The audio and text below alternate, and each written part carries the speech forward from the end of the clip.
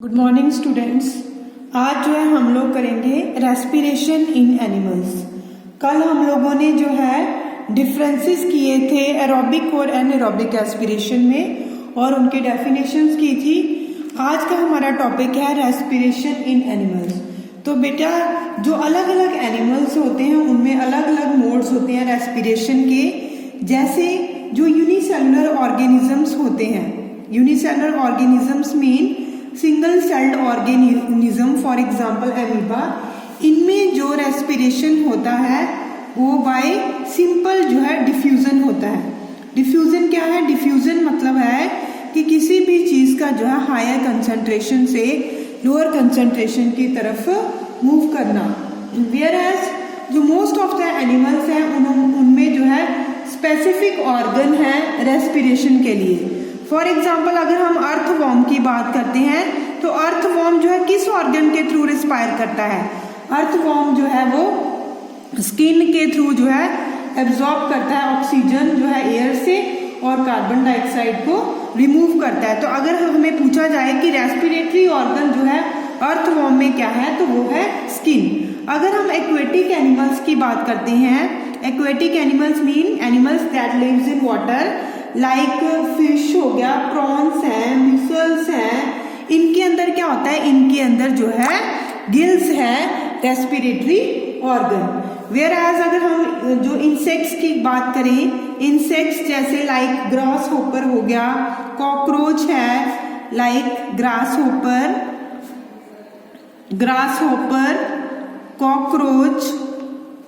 Cockroach, house fly and mosquito, they all respire through a trachea tube।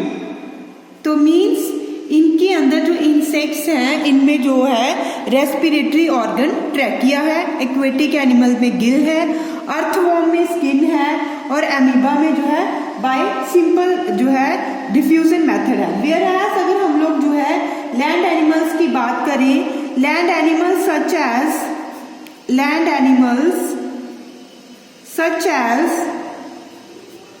such as man, birds, lizard, dogs and frog, respiratory organs are lungs जो है main respiratory organ है। तो बेटा ये हो गया हमारा जो लोअर ऑर्गेनिजम्स है इनमें। तो क्वेश्चन जो है अगर आप लोगों को ऑब्जेक्टिव भी आ जाता है तो वो मेन क्या पूछेंगे? एनिमल का नाम पूछेंगे और उसमें पूछेंगे कि रेस्पिरेटरी जो ऑर्गन है वो क्या है। तो ये थोड़ा सा आप लोगों को याद रखना है कि एमीबा में जो है बाय सिंपल डिफ्यूजन मेथड जो है रेस्पिरेशन होता है, अर्थवॉर्म में स्किन के थ्रू, एक्वेटिक एनिमल्स में गिल्स के थ्रू, इंसेक्ट्स में जो है वो ट्रैकिया ट्यूब के through, where as land animals में मैन, बर्ड्स, लिजार्ड, डॉग और फ्रॉग जो है इनमें लंग्स के थ्रू। तो ये जो थोड़ा सा जो है हमारा रेस्पिरेटरी ऑर्गन के बारे में था। नेक्स्ट जो है हम लोग पढ़ेंगे human respiratory system. Human respiratory system means इसमें हम लोगों ने पूरा जो है रेस्पिरेटरी सिस्टम का स्ट्रक्चर पढ़ना है और उसकी फंक्शनिंग पढ़नी है कि किस तरह से हमारी बॉडी में जो है ऑक्सीजन और कार्बन डाइऑक्साइड का एक्सचेंज होता है। तो बेटा ह्यूमन रेस्पिरेटरी सिस्टम जो है it consist of the following organs. Main जो ऑर्गन रेस्पिरेटरी सिस्टम के हैं वो कौन कौन से हैं? नॉस्ट्रिल हो गया, नेजल पैसेज हो गए, nasal passage, pharynx, trachea, bronchi, lungs, diaphragm.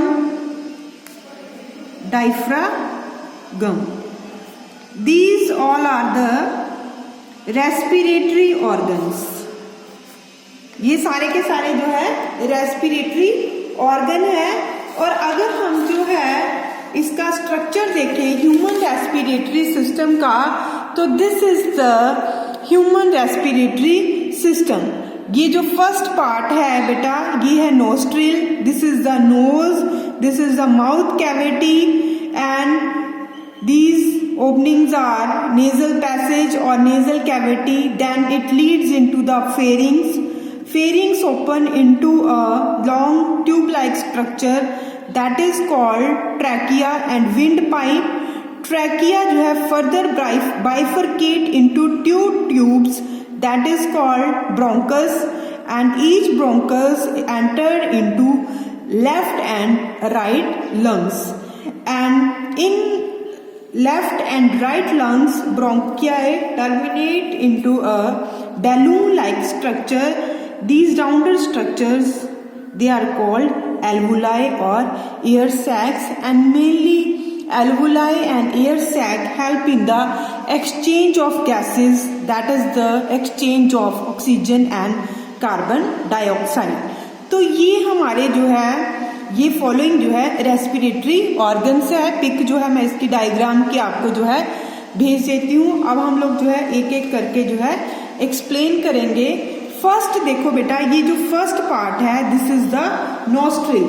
Nostrils क्या होते हैं? ये जो आपके जो है नोज की ये जो ओपनिंग है इन्हें हम क्या कहते हैं? नोस्ट्रिल्स कहते हैं। And air for respiration drawn into our body through nostrils. Air जो है वो इन्हीं नोस्ट्रिल्स के थ्रू ही जो है बॉडी के अंदर एंटर करती है।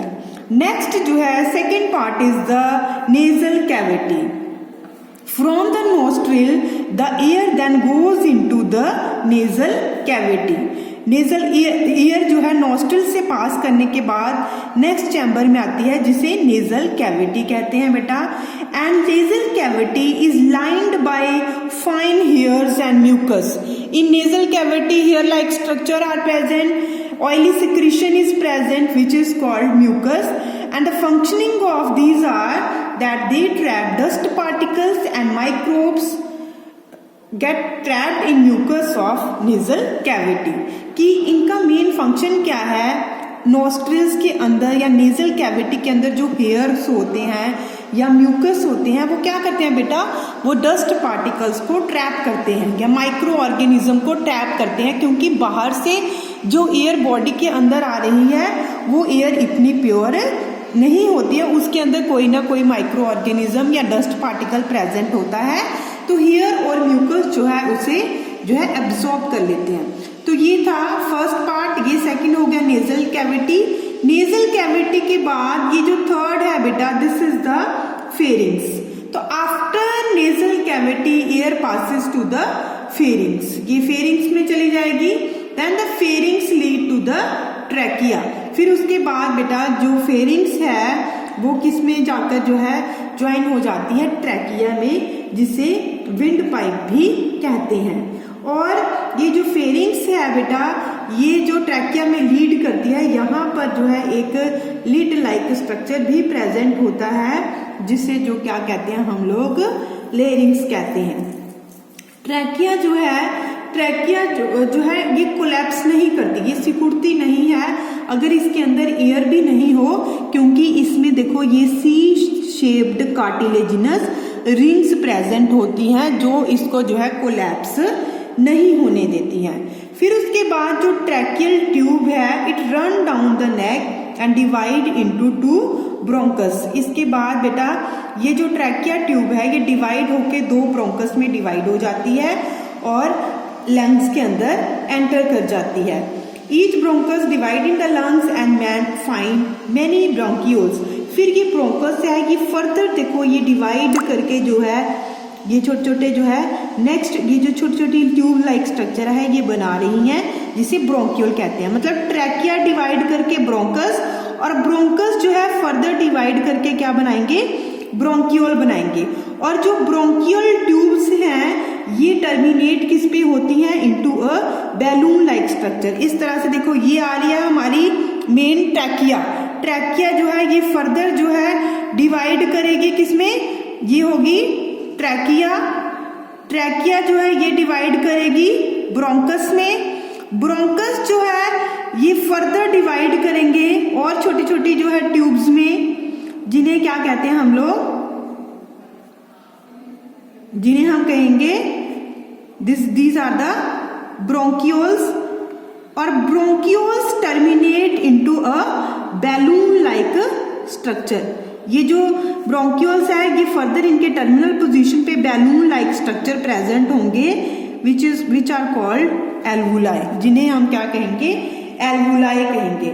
और जो वॉल्स होती हैं एल्वुलाई के, अगर हम एक एल्वुलाई जो है देखें इस तरह से, अगर हम लोग एक एल्वुलाई देखते हैं तो ये जो एल्वुलाई है बेटा ये बहुत ज्यादा इनकी वॉल थिन होती हैं और कवर्ड होती हैं, किससे, ब्लड वेसल से। इनके इर्द गिर्द क्या प्रेजेंट होती हैं, ब्लड वेसल्स होती हैं। और एल्वुलाई मेनली जो है जो एक्सचेंज करती हैं गैसेस का। फॉर एग्जांपल जैसे हम लोगों ने जो है एयर को इनहेल किया तो एयर जो है नॉस्ट्रिल से नेजल कैविटी, फिर फेरिंग्स, फिर ट्रैकिया, फिर ब्रोंकस, ब्रोंकस से ब्रोंकियोल, और ब्रोंकियोल में से कहाँ पहुंच गई, एल्वुलाई में पहुंच गई। और एल्वुलाई जो है वो किससे साथ अटैच्ड है, वो है ब्लड वेसल के साथ। तो ऑक्सीजन फॉर एग्जांपल यहाँ तक पहुंच गई है पूरे हमारे रेस्पिरेटरी ट्रैक्ट के थ्रू, और ये ऑक्सीजन जो है फिर डिफ्यूज करके कहाँ पे एंटर कर जाएगी, ब्लड कैपिलरीज के अंदर जो हमारे पास ब्लड है, और ब्लड फिर जो है उस ऑक्सीजन को और एक बॉडी को ट्रांसपोर्ट कर देगा। तो इस तरह से ये था हमारा ह्यूमन रेस्पिरेटरी सिस्टम, जिसके हम लोगों ने जो है वेरियस जो है ऑर्गन पढ़े, और पूरा हम लोगों ने डिटेल में ह्यूमन रेस्पिरेटरी सिस्टम का जो है स्ट्रक्चर देखा। तो that's all about the human respiratory system in case of human beings.